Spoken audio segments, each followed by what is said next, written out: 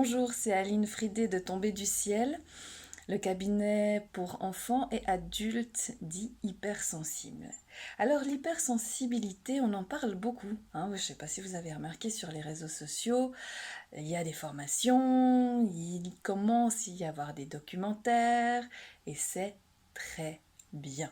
Pourquoi? Parce qu'on a vraiment besoin, et surtout les enfants d'aujourd'hui ont besoin de se connecter à leur sensibilité, ont besoin d'être reconnus là-dedans.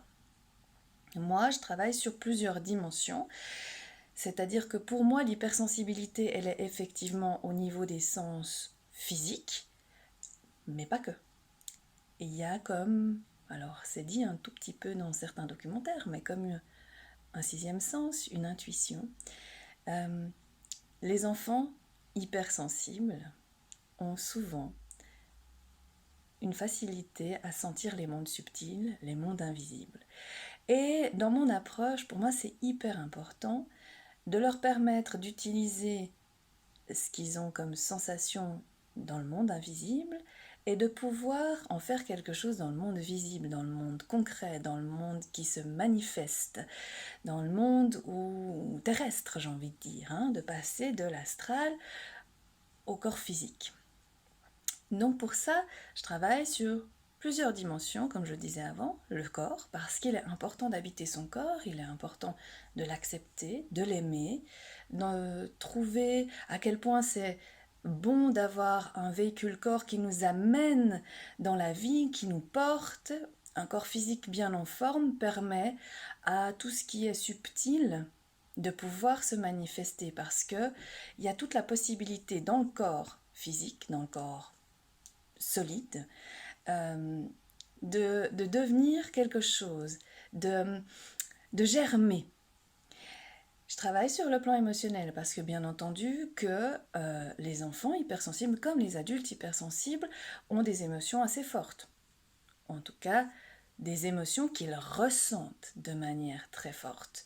Et parfois, c'est pas évident de les gérer. Donc le but, c'est d'apprendre à les gérer. Et pour ça, c'est important d'accepter d'avoir un corps physique et d'en être conscient, de laisser circuler les émotions, de les entendre, de les accepter et d'être absolument ancré pour que ces émotions-là ne restent pas en surface et deviennent comme une cocotte minute qui est prête à exploser. Non, l'émotion, elle va pouvoir redescendre dans le physique, elle va pouvoir redescendre dans la terre, faire ce qu'elle a à faire et nous allons pouvoir en faire quelque chose, ou peut-être rien du tout d'ailleurs, mais elle aura vécu à travers le corps sans créer un traumatisme par exemple, ou un blocage ou une tension. Je travaille donc physique, émotionnel, et puis bien sûr psychique et influence extérieure. C'est-à-dire que tout ce qui nous entoure, tout notre environnement, impacte sur notre hypersensibilité. Donc, il y a des lieux dans lesquels on n'est pas toujours très à l'aise. On a des collectifs dans lesquels on n'est pas très à l'aise. Et c'est important d'apprendre que ce qu'on ressent, c'est juste ce qu'on ressent. Et qu'on ressent, et certainement que si on le ressent, c'est pas pour rien. Peut-être qu'on ressent juste et que effectivement ce lieu est chargé et que vaut mieux en partir plutôt que de ramasser plein d'âmes qui sont là autour et puis qui nous parasitent. Donc, ça aussi c'est important comme dimension quand on est hypersensible.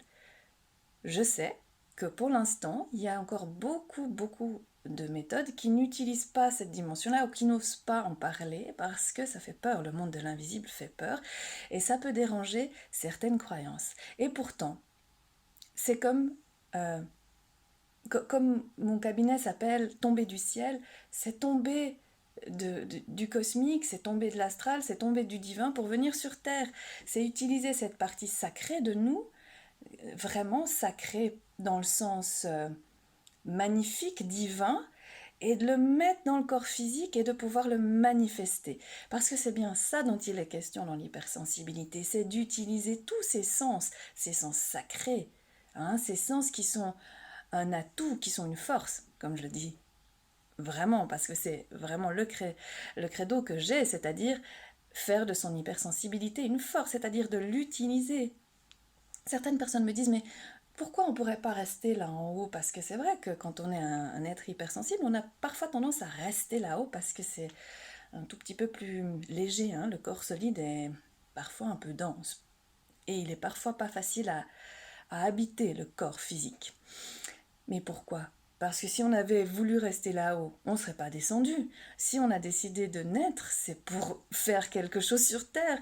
Donc il est important d'utiliser ses capacités sacrées, de ressentir les choses, que ce soit d'une manière subtile ou d'une manière concrète, et d'en faire quelque chose, et de les mettre au service, parce que c'est bien ça dont il est question, c'est de mettre l'hypersensibilité au service de l'humanité, de monter des projets. Il y en a beaucoup et on les voit et je suis tellement heureuse de voir des jeunes, parce qu'il y en a beaucoup des jeunes, pour la cause des animaux, pour une culture biologique, pour un respect de la terre beaucoup plus grand, parce que c'est ça qu'on est venu incarner en tant qu'hypersensible, c'est d'être plus en lien et plus en paix avec notre terre, avec notre environnement et avec les autres.